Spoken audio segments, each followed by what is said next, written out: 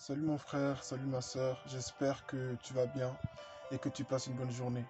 Alors aujourd'hui, je voudrais faire cette vidéo pour prier pour toi, t'encourager dans la prière, t'encourager à chercher Dieu, à découvrir Dieu. Et pour ça, je vais me baser sur un verset dans Matthieu chapitre 6, verset 6, où il est écrit: Mais toi, quand tu pries, entre dans ta chambre, ferme la porte et prie ton Père qui est là dans le lieu secret, et ton Père qui voit dans le secret te le rendra ouvertement.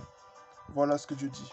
Tu vois, si tu pries régulièrement, si tu cherches Dieu de tout ton cœur, il va te le rendre. Et pour être un peu plus concret, c'est ce que l'on voit dans Actes chapitre 2.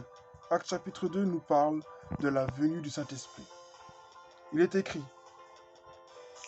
au verset 2: Tout un coup, il vint du ciel un bruit comme celui d'un vent violent qui remplit toute la maison où ils étaient assis. Des langues qui semblaient de feu leur apparurent, séparées les unes des autres, et elles se posèrent sur chacun d'eux. Ils furent tous remplis du Saint-Esprit, et se mirent à parler en d'autres langues, comme l'Esprit leur donnait de s'exprimer. Vois-tu, c'est ce que Dieu veut te faire vivre dans sa présence. Dieu veut te remplir de sa puissance. Dieu veut te remplir de son amour. Dieu veut te remplir de sa paix, de sa joie. Dieu veut en fait que ce qui était invisible pour toi ne soit plus invisible, mais devienne visible. Dans ce passage, on voit que tout ce qui était invisible à leurs yeux, la présence de Dieu, le feu du Saint-Esprit, toutes ces choses étaient invisibles pour eux. Ils en avaient entendu parler par rapport aux nouvelles langues, mais ils ne savaient pas. Et la fin de ce passage nous dit que l'Esprit leur donnait de s'exprimer. Plutôt, ils furent tous remplis du Saint-Esprit et se mirent à parler en d'autres langues, comme l'Esprit leur donnait de s'exprimer. Vois-tu, mon frère, ma soeur, quand on prie régulièrement, quand on cherche la présence du Saint-Esprit, il établit son règne sur nos vies. Il établit son règne sur nos vies. Ce n'est plus toi et moi qui commandons. Ce n'est plus toi et moi qui décidons. Ce n'est plus toi et moi qui réfléchissons. Ce n'est plus toi et moi qui cherchons à réfléchir pour dire comment je vais évangéliser, comment je vais faire. Bien entendu, il nous donne l'intelligence pour faire les choses. Mais c'est son règne qui prédomine. Et pour que le règne de Dieu puisse prédominer, puisse dominer sur ta vie, il faut prier. Et cet après-midi ou ce soir, selon l'heure à laquelle tu me regardes, je voudrais prier pour toi, t'encourager au nom de Jésus. Je prie, Saint-Esprit de Dieu, que la personne qui écoute cette vidéo, Seigneur, soit visitée par toi. Père, convainc un cœur, convainc une âme, convainc un esprit de la relation intime qu'elle doit avoir avec toi. Les disciples, ainsi que Marie, la mère de Jésus, et Marie de Magdala, et d'autres femmes, plein ont persévéré dans la prière. Nous avons vu à Azusa Street, ils ont persévéré dans la prière. À Almolonga, et partout, même aux États-Unis, en France, au pays de Galles, partout, Seigneur notre roi, des gens ont persévéré dans la prière. Et tu t'es révélé puissamment. Je prie que quelqu'un, Seigneur mon Dieu, qui priera de gloire aujourd'hui, puisse vraiment avoir, mon Dieu, cette relation intime avec toi, cette communion avec ton esprit, parce que tu es une personne. Non, tu n'es pas une puissance, tu n'es pas une énergie. Esprit de Dieu, tu es une personne. Voilà pourquoi je t'appelle dans la vie de quelqu'un, je t'appelle dans la vie de quelqu'un, je t'appelle dans la vie de celui qui t'écoute aujourd'hui. Je prie pour que quelqu'un puisse découvrir une nouvelle dimension, une nouvelle manière de prier. Apprends encore à quelqu'un à prier, apprends à quelqu'un à chanter, apprends à quelqu'un à rentrer dans ta présence et à sortir de ta présence bénie. Apprends à quelqu'un à entrer dans ta présence et à ressortir de nouveau.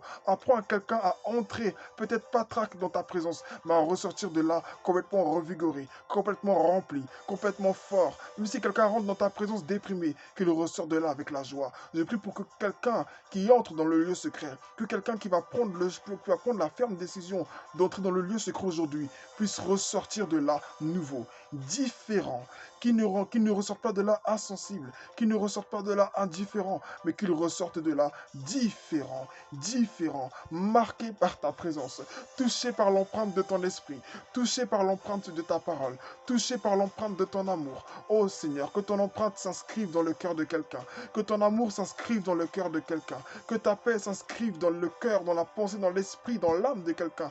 Et Père éternel notre Dieu, fortifie quelqu'un, fortifie quelqu'un, que ce message que je viens de lire puisse être une graine qui va semer, qui va porter du fruit dans l'intimité de quelqu'un avec toi. Je prie pour que toi qui écoutes cette vidéo, que l'Esprit de Dieu t'aide à aller plus loin, que l'Esprit de Dieu t'aide à monter dans des hauteurs que tu n'as jamais connues, que l'Esprit de Dieu t'aide avant de connaître une prospérité financière ou autre, ou professionnelle, que l'Esprit de Dieu t'aide à monter plus haut dans ta relation avec lui, que l'Esprit de Dieu t'aide, que l'Esprit de Dieu t'aide à monter plus haut dans ta relation avec lui. Je prie au nom de Jésus que ta vie ne soit plus la même. Je prie au nom de Jésus que tu ne sois plus de ceux qui regardent les autres pour dire ah c'est bien son témoignage. Non, mais je prie pour que à ton tour tu puisses témoigner, que à ton tour quand tu iras témoigner, les gens vont se donner à Jésus. Quand tu parleras dans ta famille, les âmes écouteront.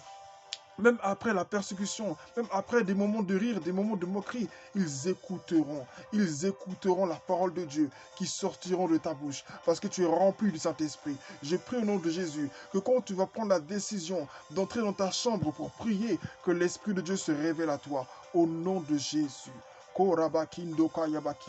Au nom de Jésus, que l'Esprit de Dieu te fortifie, que l'Esprit de Dieu te fortifie, mon frère, ma soeur, à marcher encore avec Jésus, à suivre encore Jésus, parce qu'il est présent, parce qu'il est réel, parce qu'il est vivant, parce qu'il est puissant, il est tout puissant, au-delà de toute puissance, au-delà de toutes les souffrances que tu puisses vivre, il est là.